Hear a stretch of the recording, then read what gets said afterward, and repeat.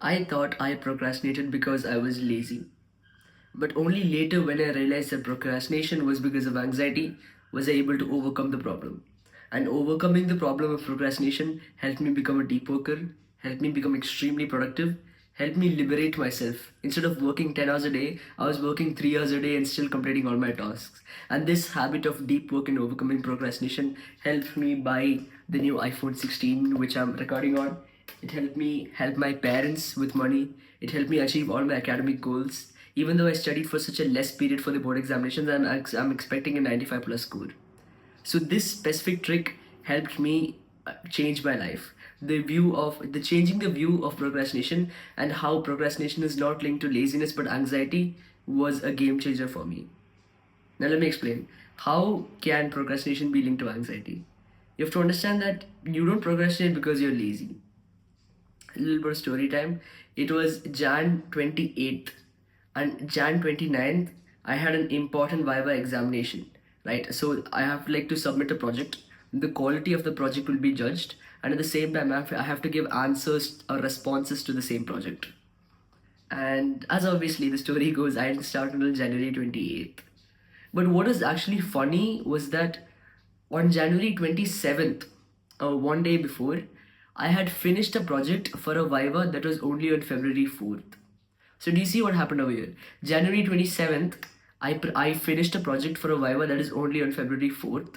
But on January 28th, I didn't start for a Viva that was just one day later. So I was like, wait, what is the difference? Because if I'm a procrastinator, if I'm a lazy person, I should be procrastinating on both the tasks, right? So what actually happened where I was working on one task and finishing it, but the task that was the biggest deadline, I was unable to do it. It was not because I was a lazy person. It was because I was anxious. You procrastinate because you're anxious.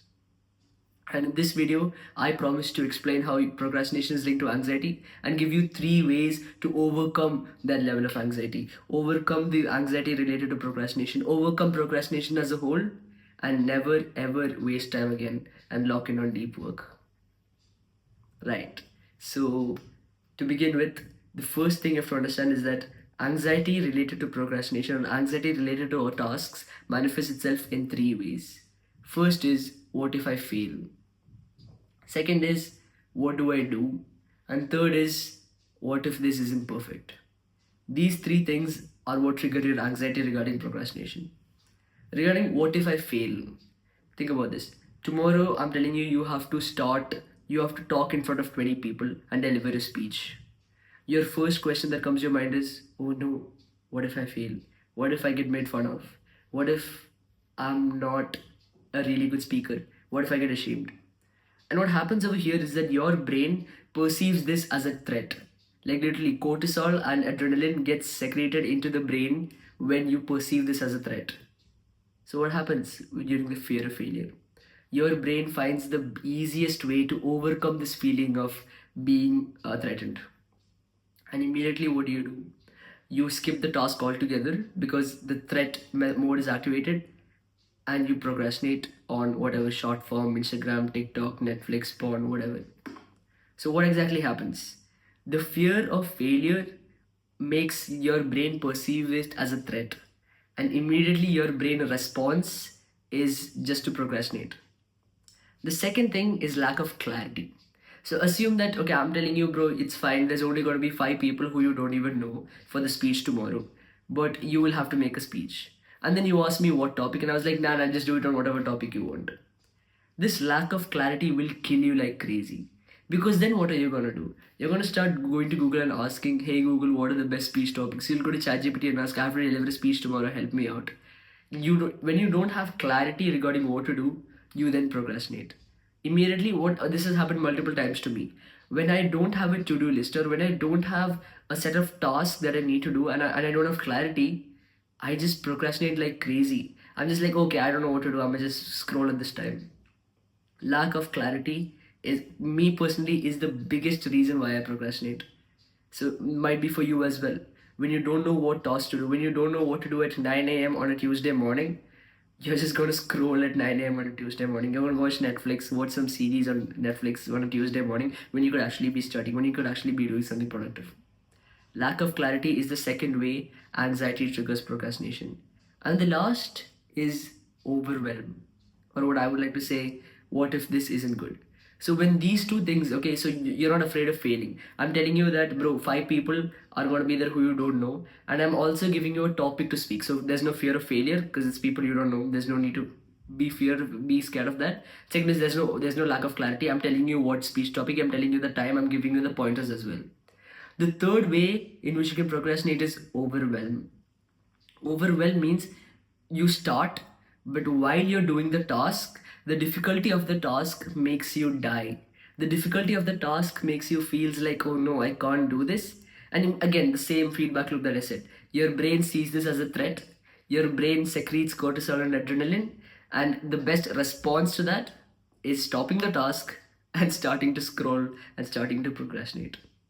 So just to recap, there's three ways in which if a task comes, your brain can cope up with it. First is fearing failure. What if I fail? What if I'm not good enough? Second is lack of clarity or what do I do? You don't know what task to do. And third is overwhelm. What if this isn't perfect? Okay? And these three things trigger anxiety.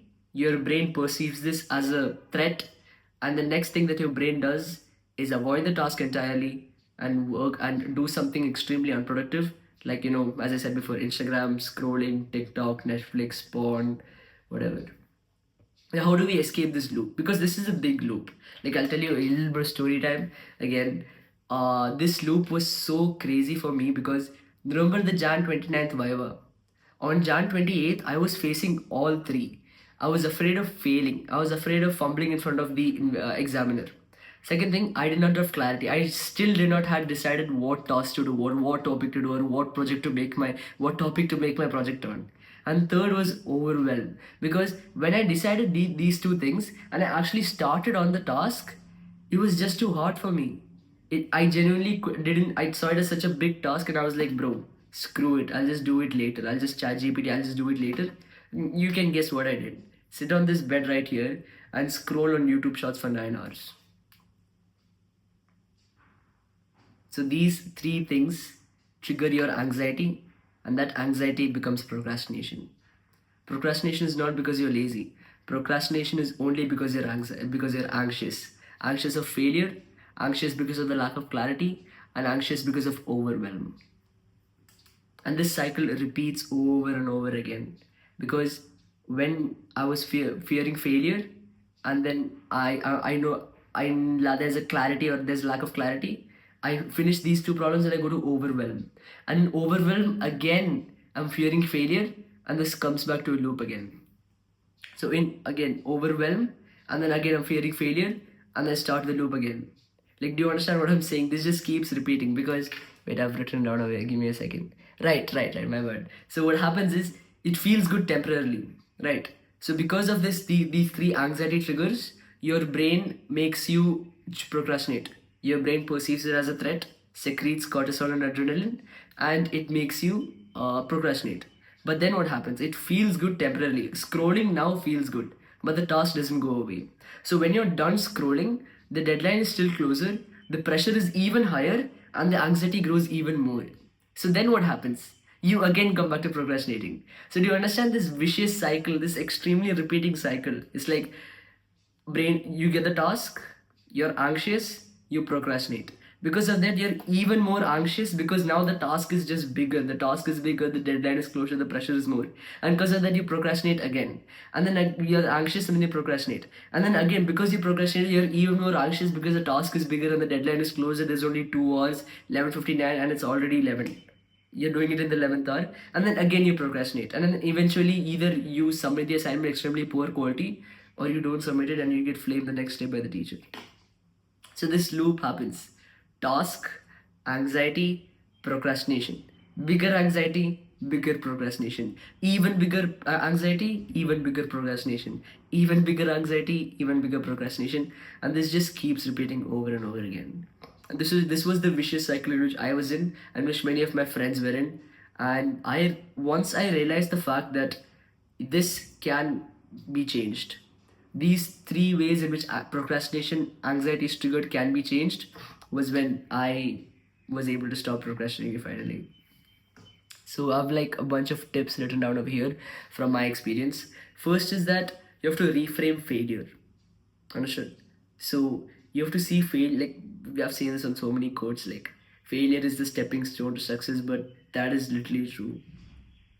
If you see failure as the final judgment or as the end, you will never make progress. Like think about it. There are people who failed multiple times. Like I don't know. I'm pretty sure that Steve Jobs was kicked out of Apple at a time, and then he went and started Pixar. There have been times recently the Tesla share prices dropped like crazy because of the tariffs. That's also a failure. All the big entrepreneurs have faced crazy amounts of failure. And why do you think that happened? Why do you think they didn't stop? Why do you think they're not afraid of failure? It's because they know that it's just reframing the judgment. It's just a stepping stone. It's like feedback. Do you know that Amazon literally had a phone? Just go to Google and search Fire Phone Amazon. Like Jeff Bezos literally said, yeah, guys, we're going to start a phone. They spent billions on the phone and nobody bought it and they had to shut down the entire project. It's not even in production now. Think about that. Like literally Amazon, Jeff Bezos. You think that okay, he's not supposed to fail. He's a big entrepreneur. Fuck no. What did he do? He literally failed making a phone, and then you know what he told his investors the next day. He's like, guys, don't worry. This is just one of the small failures of Amazon. We have many more failures coming up. You can literally Google this right now. Fire phone, Amazon, and failure. See why it was discontinued because it was horrible. But obviously, Jeff Bezos or any other big entrepreneur didn't see it like that. They saw it like a stepping stone to success. So reframe failure. Stop seeing failure as an identity or as a final judgment. See it more as feedback. If I fumble the like the mock vivas, then I kind of know what to do better for the real vivas. If I fumble the pre-board examinations, then I know what to do good for the board examinations, which is exactly what happened to me. So stop being afraid of failure. Second thing is that to set tiny goals. See, when we have a big goal, we are afraid of it. We are afraid of failing the big goal. But then when this big goal is chunked down into smaller goals, is when everything seems much easier. For example, like think, I want to get into the best shape of my life. I want to have big shoulders and abs and V-line and everything. Okay. Now imagine if you keep this big goal and then you work every workout is to like align towards that goal. It never worked for me. Instead, that big goal can be like shortened down into smaller chunks. Like, okay, my goal of this month is to get to 60 kg, and then my goal of next month is to get to like 62 kg, and then I also want to incorporate stretching into the thing. So you see, the big goal is broken down into smaller, quantifiable, measurable goals. And second thing is to celebrate attempt. Like I don't know why in our society only results matter, and that's very wrong. Like because if you keep goals or results as your only motivation, what about all the people who got close to that result? Do they not matter? Do their attempts not matter?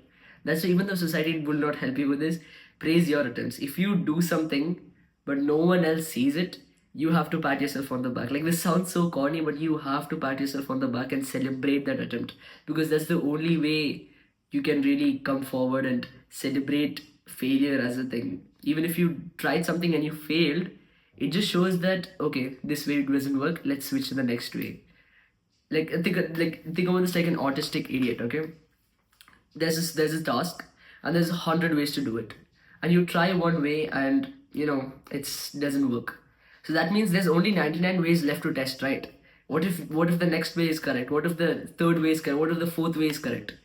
So stop seeing failure as a final judgment and start seeing it as feedback. Okay, this way doesn't work. Let's try the next thing. All the big entrepreneurs talk about this. Let it be Jeff Bezos failing the fire fund. Let it be Alex Hormozzi losing his money twice.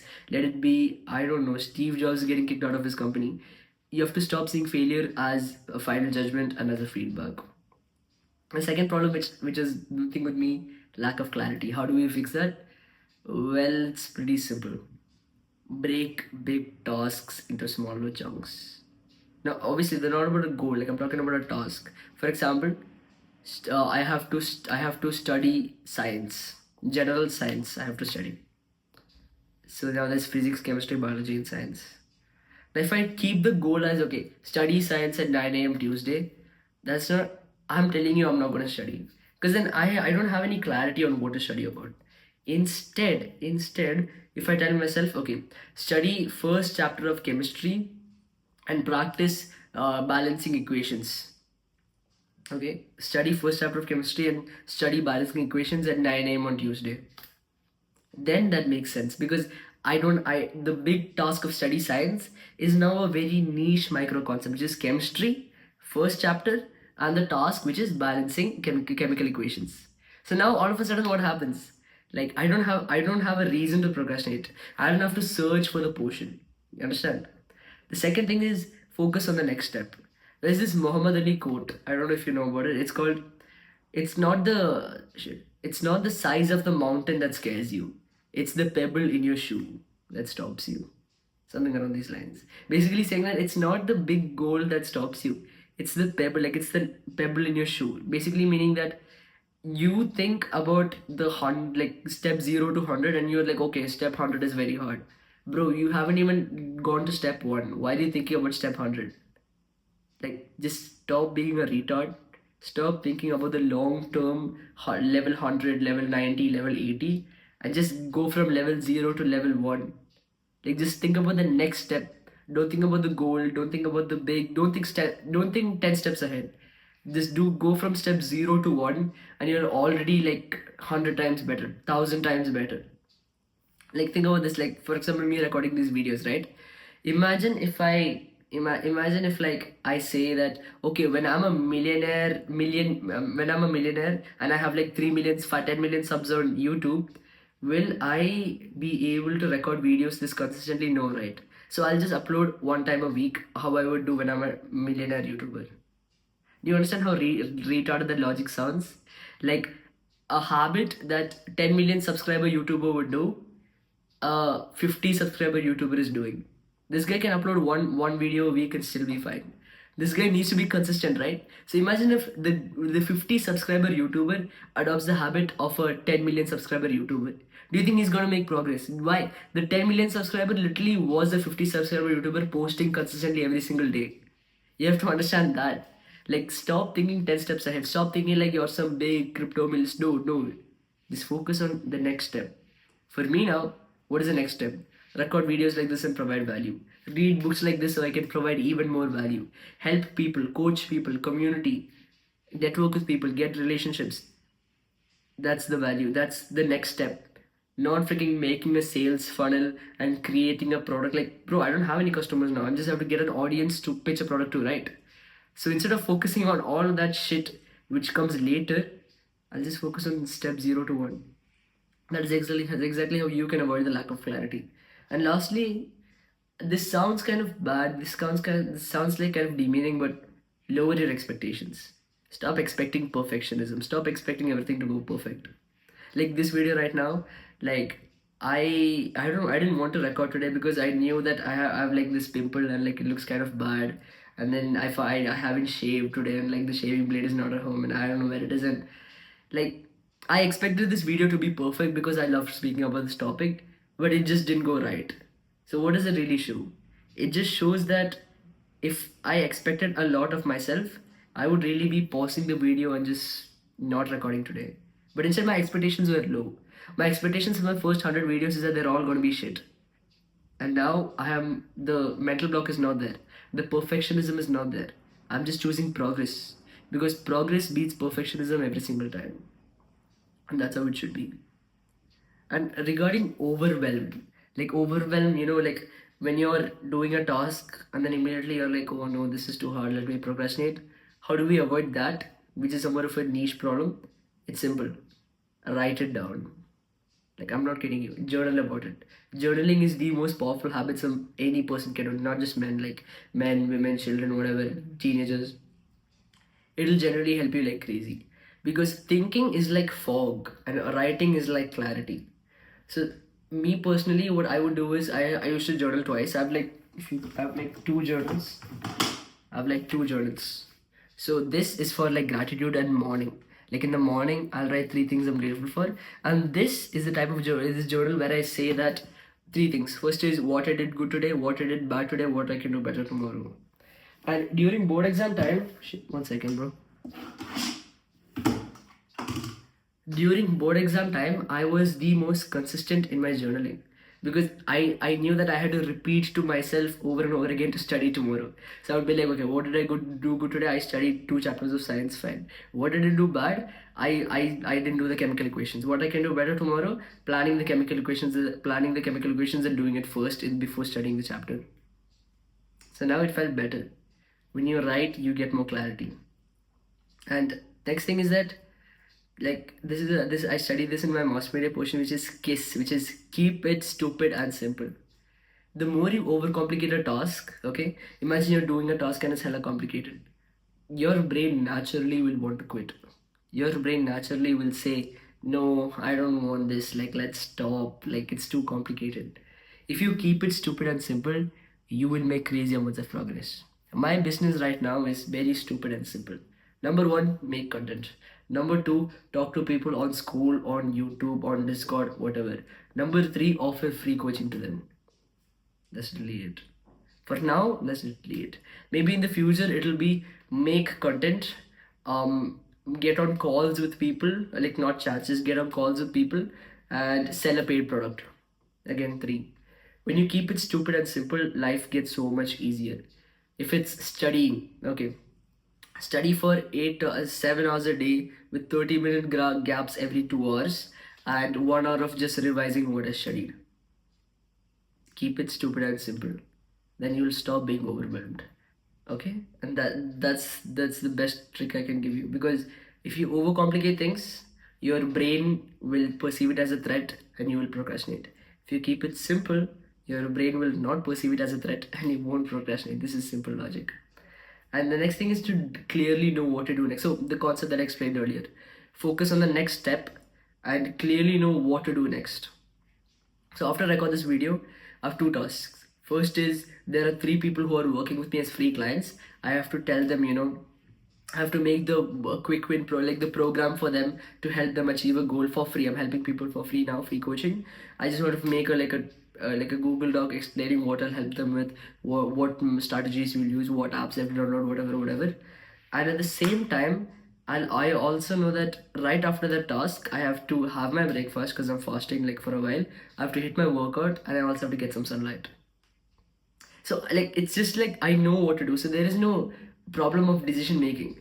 The less decisions you make, the more productive you are. So right now my job is wake up, set this frame, record. After that, work on the program. Then have like small break time, have breakfast, and then go get sunlight, and then work out or whatever in that order. So do you understand? I know exactly what's gonna happen right after this video. Do you know what you're gonna do after you're watching this video? Honestly, tell me. Do you know what task you're gonna do at 9 p.m. today? Do you know what time you're gonna sleep today? Because the less decisions you make, the easier life gets. Because decision making takes brain points, and that's when you can use your brain points to do something more productive. Why make a lot of decisions and just waste time over there? So in short, recollecting all the tips, reframe failure. Stop seeing failure as a final judgment. See it as a feedback. Okay, see it as a stepping stone. See it like, okay, this way didn't work. Next way will work. Hopefully, God's grace. Second is set tiny goals. Don't say I want to be a big bodybuilder when I'm 21. No. Think this year.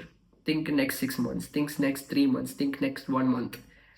If you make the goal tinier, it's easier to achieve it. And when you achieve a goal, you get more momentum.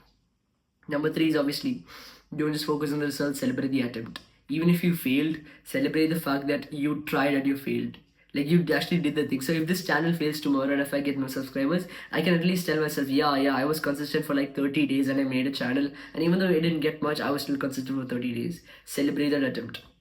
Next thing is break the big tasks into smaller tasks. As I said, don't say, I want to study science. No, I want to study chapter 1 of chemistry and I want to revise chapter 2 of chemistry and I want to practice chemical equations. Right? Break the big tasks into clearly defined tasks. Then obviously next thing is for the Muhammad Ali, focus on the next step. Stop thinking like you're that guy. It's like I had to make this belief myself. I had to stop thinking that I'm a 10 million subscriber YouTuber uploading once a week. I had to think where I am right now, 50 subscriber YouTuber. Stop thinking to level 100 or level 90 or level 10. Start thinking about level 1. How can I get to level 1? When you get a level 1, think about how you can get a level 2. Focus just on the next step. Next is obviously lower your expectations. Stop thinking you can be perfect. Perfectionism is the opposite of productivity. The more perfect you think you want things to be, the more you're procrastinating. Perfectionism is just procrastination in disguise. Then is to write it down, journal, so you have clarity in your mind, because writing is clarity, and keep it stupid and simple. The more stupid and simple it is, the less decisions you make. So the less decisions you make, the less you have a chance of procrastinating. That's all for this video.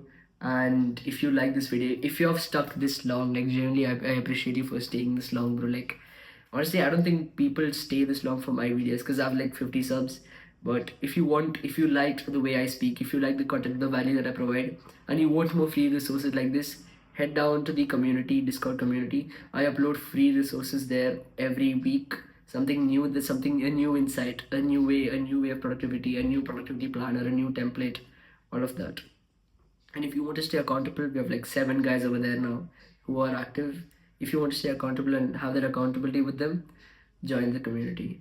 And if you want more personal help, like if you want to help fix procrastination fast, like you want to add 4 hours of deep work, you want to actually achieve your goals, because see, this is where you are now, and this is where you want to be, and the gap between this is procrastination, and the bridge from your current situation to your desired situation is deep work and productivity. And I can help you build that bridge. I won't build that bridge for you, but you yourself can build that bridge with some help from me. If you want a free one-on-one coaching where I understand your problems, I fix your number one procrastination, and I promise to help you add 4 hours of deep work, book a free call with the Calendly link below. And always remember that done is better than perfect. Progress is better than perfection, and perfection is just procrastination.